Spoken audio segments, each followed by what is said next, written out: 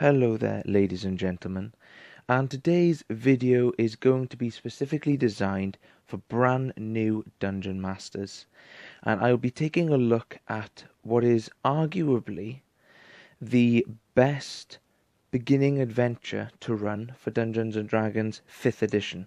If you're new to Dungeons & Dragons as a hobby, this is a great adventure to start you off. I'm going to be doing an in-depth review in this video about this adventure, and that is, of course, The Lost Mines of Phandelver.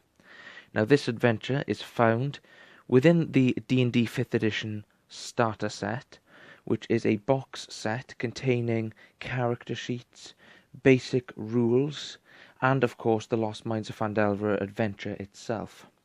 This is an adventure I have run only once before, and I found it very easy to run. I thought that the players enjoyed it, and it was very easy to add additional content too. So without further ado, let's jump straight into this video. Now, because this is a video that is intended for new DMs, one of the nice inclusions of this box set is firstly the basic rules, which I will often place on the table with the players so that they can have a browse of them at any point if they need to. But what I also like is pre-generated characters. Now, these ones here aren't included in the box set. These were literally just found online on Wizards of the Coast's official Dungeons & Dragons 5th edition website. And as you can see, the Dungeons & Dragons 5th edition characters and pre-generated characters are often a great way to just introduce new players to the game. A lot of the time, new players don't want to spend a lot of time making a character, they just want to sit down and play. So I think including character sheets that they can literally just pick up and enjoy using is a great way to doing it. This is one of the character sheets that you get with the box set. It's set out very easily, and what's great is on the back it has information about the character, about the class, about their background, but also about gaining levels and what happens when they gain 5 levels. You can see right there. This is really interesting and useful information for the players, and personally I'm very glad that they've included this sort of information within the box set. However, it's not the be-all and end-all, and I do recommend, even new Dungeon Masters, recommend to your players that you buy the Player's Handbook, because then you will have the opportunity to create your own characters with new and interesting classes that just isn't found in the starter set. So, a great purchase, but definitely something to build on. So without further ado, guys, let's jump straight into this module. First things first, right on the front cover, we have a sort of index here of what is contained. We have introductions and background information, and then we have a 4-part adventure, and followed by 2 appendix and a rules index. You can see just there. Appendix A consists of magic items. Appendix B consists of some monsters and statistics that you can use. If I just open this adventure up to the first page, we can see we've got information about running this adventure. We've got information for the Dungeon Master specifically, but it's very much laid out with new DMs in mind. If this is your very first adventure of 5th edition, or your very first adventure in general, this is really easy to pick up and just get you into it. You can see it has information about abbreviations, recommended skill checks, and DC rolls.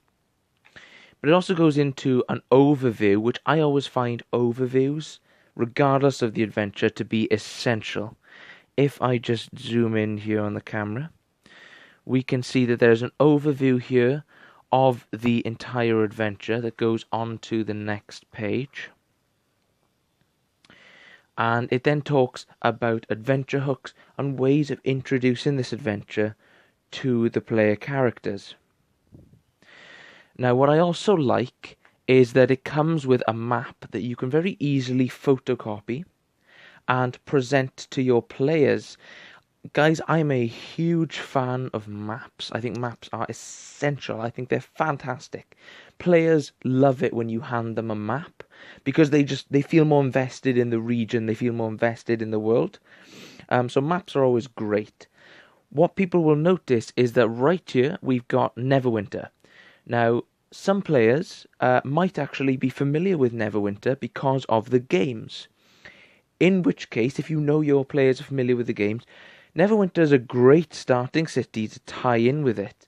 And if you have access to the Neverwinter campaign setting from 4th edition, again guys, this is not needed, but if you have access to this book, there's some great hooks and minor little adventures that you can turn Neverwinter into its own amazing little adventure and campaign setting. And so you can basically turn this entire region of this map into a fantastic story. A Neverwinter, its own little set of adventures, and then around Neverwinter and this entire area is where the Lost Mines of Phandelver will take place. So it's a great way of introducing new players to this world. Absolutely fantastic.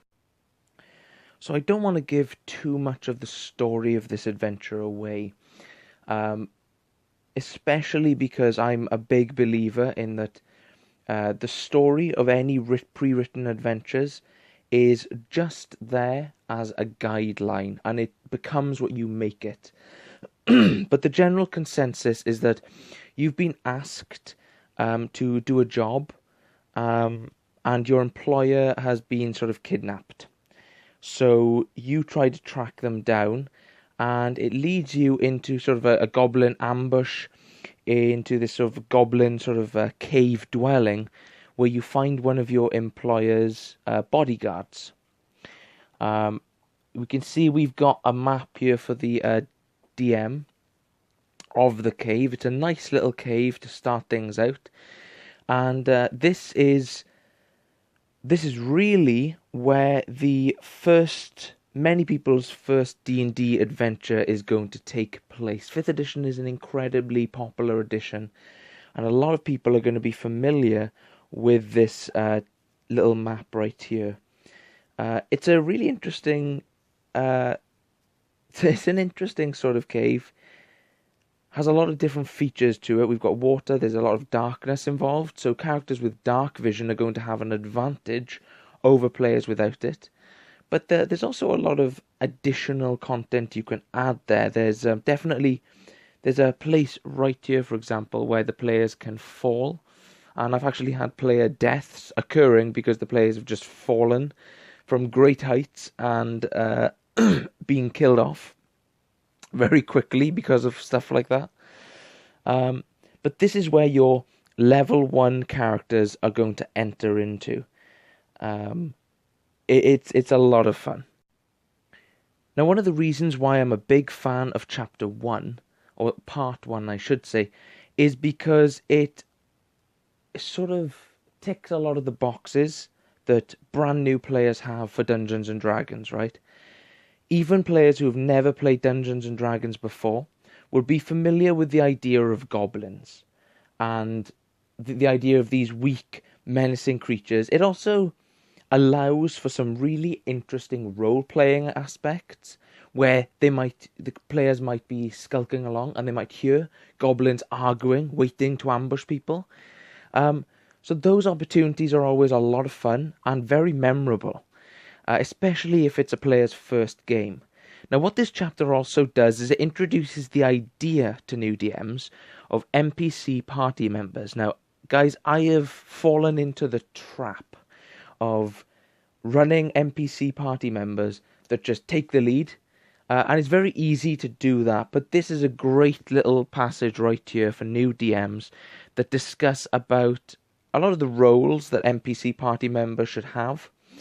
But ultimately, guys, As a DM, it's very important to remember that when you are introducing an NPC party member, they don't take the lead on the adventure. They just sort of follow behind. They fulfill a role, they fulfill a purpose. Ultimately, I always recommend to new DMs, stay away from NPC party members. It's just a slippery slope. Now you can see that throughout this book I have covered it in notes. And this is a bad habit that I got into. Obviously, a lot of the notes that I have here are only so useful. But you can see that I've got, little ticks, numbers, referencing different pages and things. I always recommend sticky notes now, but when I first ran this adventure, I just wrote straight onto the book. But as you can see from little notes like here and around here, I added a lot of my own content into this adventure, and that's because this is an adventure you can easily add to. Now, I've heard other DMs saying that all of the best Dungeons & Dragons adventures will introduce a town. And we get the town of Phandelver. Phandelver is an absolutely marvellous town. I think we actually do get a map of it. Yes, we do. So if I just zoom into this map, you can see right here. It's not particularly a large town, but it's everything you need. And this is a map that, again, you can just print a copy of and give to your players. I'm a big fan of handouts. I think players are a big fan of handouts. So in this town, there is literally everything that you will need for a starting area. You've completed your first mission. You've rescued Sildar Hallwinter, which is sort of your employer's bodyguard. And you've now made base camp. So this towns always offer a really unique sort of role-playing aspect. And they instill in the players this idea that Dungeons & Dragons isn't all running into dungeons, killing monsters, and getting treasure. That is a very prominent aspect of the game, but it's not the most prominent aspect. Role-playing is important, it does have its place, and towns are a great way to show that.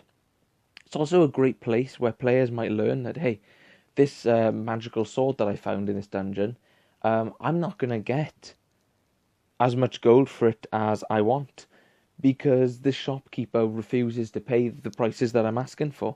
It's not like with a game where the prices are set at a certain amount. This is where players often learn that rules are there to be broken, right?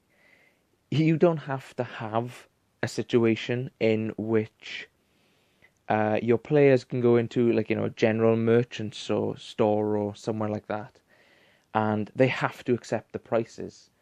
They can go in and they can steal whatever they want. They can go in and they can actually kill the owner of this shop and nick all his stuff. It's completely up to them, but they also learn.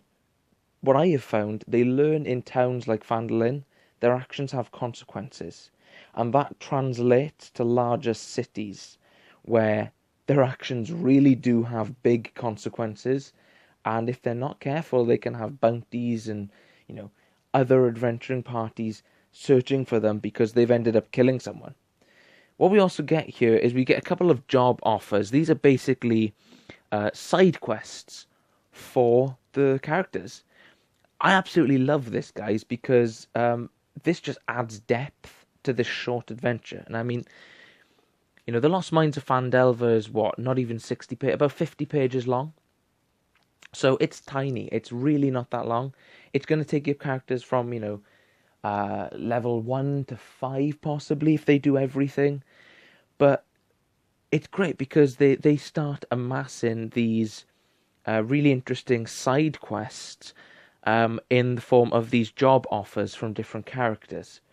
So Phandelver is a great starting town, and I really do recommend it for even if you're not running the Lost Mines of Phandelver, just using Phandelver is fantastic. So Phandelver is actually kind of plagued by these red brand ruffians. They're basically like a mercenary group, but they're fantastic. They have their story is really interesting, and there's actually a sort of mini dungeon in Phandelver that the players can go to.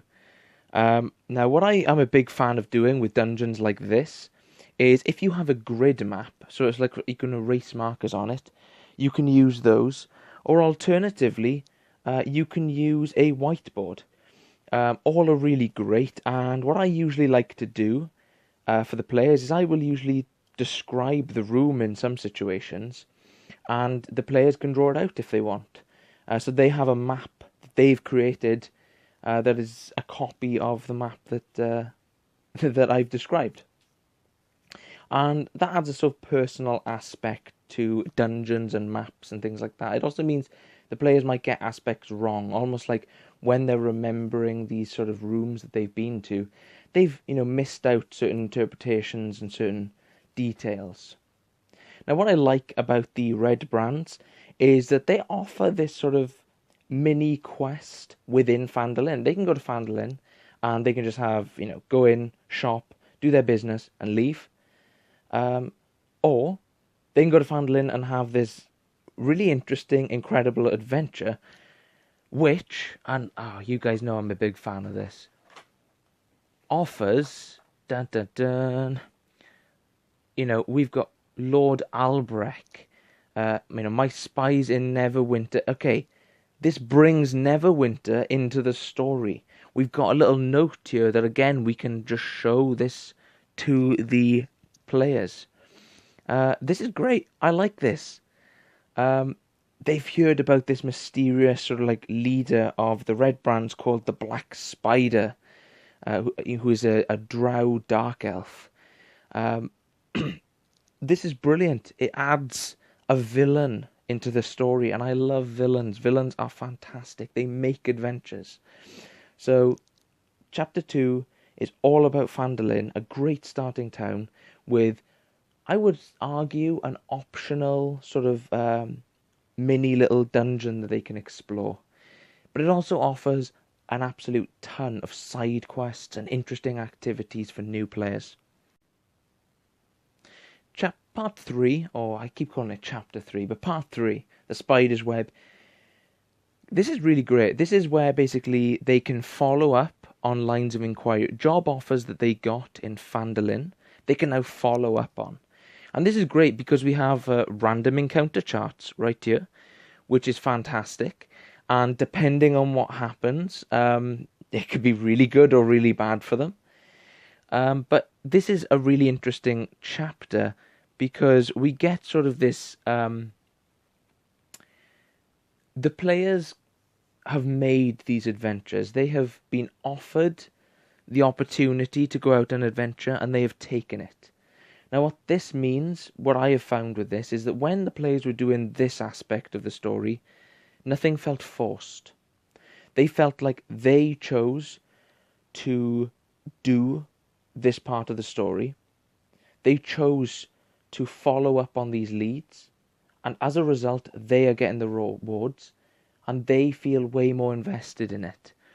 So I'm just going to sort of flick through this. It discusses a little bit right here about where's the map, and this sort of highlights this idea that maps in 5th edition are very much optional. In editions like 4th edition, you really did need a map. It was very tactful encounters, but in 5th edition, Theatre of the Mind works brilliantly, and this book, I think, highlights it. But we do have some maps, some interesting NPCs for the ruins of Thundertree. This is a great little area right here, and I actually had a player die in this area, which was a very sad moment for the players who ran through this adventure with me, because they weren't expecting a player to die this early on. I think they were about maybe 3rd level, 2nd level going into this, and if they're not careful, they do indeed run into a dragon called Venom Fang. Venom Fang. Can't speak today, guys. But Venom Fang ended up wiping out one of my players, and he ended up escaping. He just flew away. So he killed a player and buggered off. So that's what happens when you irritate a dragon, guys. But it's absolutely... This is a great little little situation, great little encounter, great little aspect of the story. And I have a lot of fond memories in the ruins of Thundertree. What's great as well is I've personally found is because you have sort of this blight over Thundertree, the ruins of Thundertree can technically act as a follow-up, as a lead into the Sunless Citadel. If you want to, you can talk about, you encounter a druid in this, for example. A druid's watch, and you encounter a druid.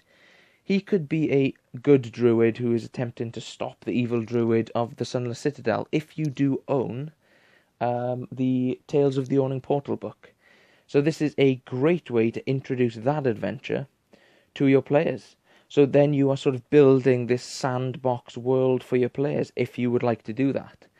So that's why I like adventures like this, because you often find similarities and ways in which you can introduce new adventures. What I find as well, guys, is that you often have really good, interesting roleplay opportunities in this chapter. The Spider's Web is a really great roleplaying opportunity that you get, which just make it even better. We also get the map layout here of Cragmore Castle. And this is an interesting castle. It's sort of like a ruin. And this is where you actually find your employer. I think it's Gundren Rockseeker. So you find him trapped in this castle here. You have to fight your way in. Now this is great. What I often like to do is I don't like to just use this. I like to build upon it. So they have maybe some outposts dotted around the outside of this castle that the players have to then infiltrate and find their way in. That offers some really, really great sort of dynamics. What's also interesting, guys, is that they also have a Doppelganger in here, I believe. And Doppelgangers are always really fun to use. And what that allows you to do is offer, again, some great role-playing opportunities, but also some very confusing situations where the characters are faced with two of the same character and they really don't know which one's which. And you can have one player role-playing both of them. And, you know, you roll behind the screen whether it's the left one or the right one that's the doppelganger, and the players have got to make up their mind. So little things like that are really interesting and offer some interesting sort of experiences that make adventures like that unique. So the final part of this book, guys, is Wave Echo Cave. And it's a slightly larger dungeon, little bit more to it. Personally, guys, I found Wave Echo Cave to be a little bit disappointing. I found that because the map, like this, is very complicated, especially this bit here around section 2, it's really difficult to describe or to draw out this map. Players don't like that. You spend way too much time trying to draw this out. So what I often do is I just try to simplify this as much as possible for the players. And in some situations, which I do recommend to you guys, in some situations, if you can, take a picture of this map and present it to the players.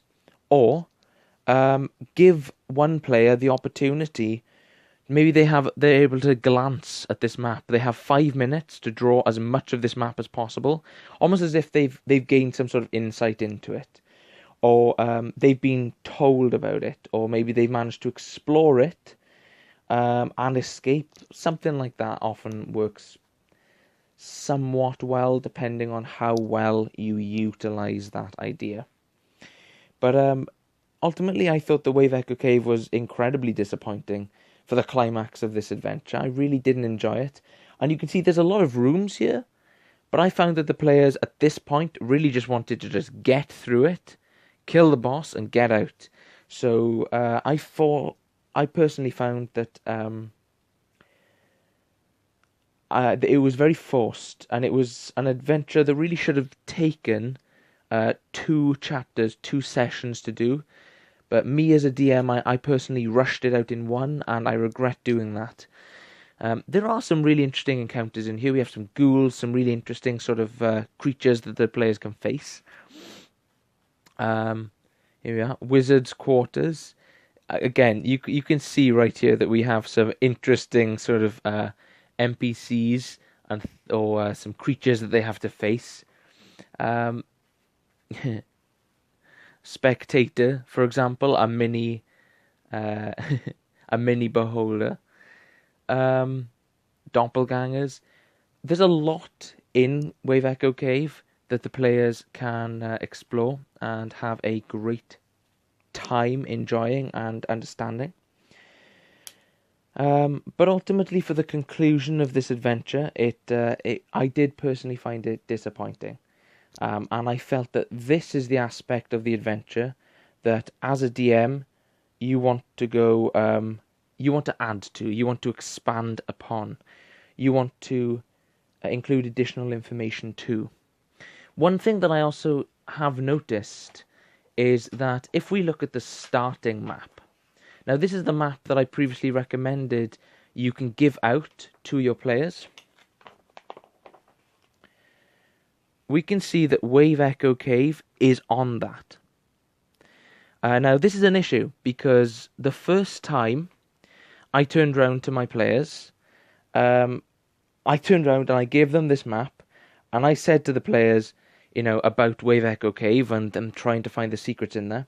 And the players just pointed at the map and went, it's there. That's where Wave Echo Cave is. This secret hidden cave that nobody knows the entrance to, it's there. So personally, guys, this is an issue. Anything marked with an X is a sort of quest location. So what I will often say to the players is, guys, anything marked with an X is a quest location. The issue that you have is, even though you are vaguely aware of its location, you just can't find it until you know the exact location from an NPC or something. So you can still utilize this map, but the players just can't head to Wave Echo Cave. They can't find the entrance to the cave without Gundren Rockseeker's help, because he has ultimately been there before and has discovered it. So as a result, I won't just turn around and say, yeah, you can't go there. Spend a couple of minutes explaining about the journey there, maybe some random encounters that they found, and then describe about how they intend to try and find the entrance to this cave. Maybe you want to completely switch up this adventure, and they can go to Wave Echo Cave before they've found Gundren. Maybe they don't even need to find Gundren Rockseeker. Don't worry about that guy. They can just head to Wave Echo Cave, steal all the treasure and loot, and take it for themselves. Up to you guys. When we finish this adventure,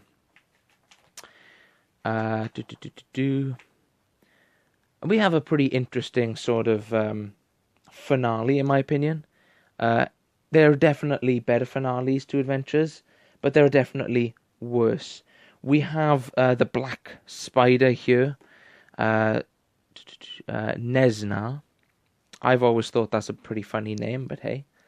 So Nesna, the Black Spider, and when they've defeated him or they've brought him to justice, however they want to do it, they have concluded the adventure. And of course, there's still more to the book. The book contains some magical items that are great for the players to find. And then we have a couple of monsters and things like that that the players are likely to encounter, including the statistics for Nesna, the Black Spider. What I personally found, guys, is that Nesna is incredibly weak compared to what I would like him to be. You've got to bear in mind that this is somebody who the players might be 5th level when they come to fight Nesna, the Black Spider. And he only has 27 hit points, a challenge rating of 2. So again, one of the reasons why I found this entire adventure to be quite anticlimactic, and quite a pain in the backside, is because he the main villain in it wasn't much of a challenge for the players. So as a result, guys, this is definitely the section, this is definitely the chapter where I recommend players, DMs, add to the adventure, add to the story. So ultimately, guys, I feel that The Lost Mines of Phandelver is a great starting adventure for players. It introduces a fantastic town of Phandelin, a typical great first encounter with goblin ambush and things like that.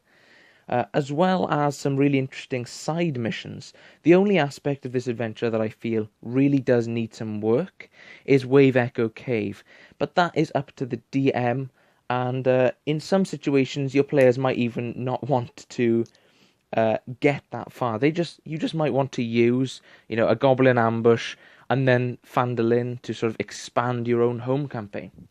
Additionally, this is an adventure that can be improved with resources such as the Neverwinter Campaign Guide, Tales of the Yawning Portal. Books like that will really add to this adventure. So I definitely recommend taking a look at some of those products and see what sort of things you can pick and steal and throw in to this adventure to make it just that little bit better and that little bit more unique.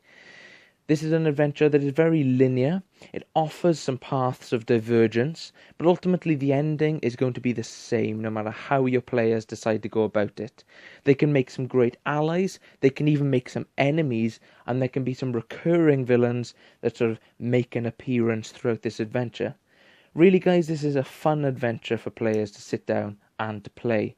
With a disappointing ending, I do feel, however, that this is worth it. I feel like if you have not run this for new players, you definitely give this adventure a try. I hope this video has been useful for people, guys. Thank you very much for watching.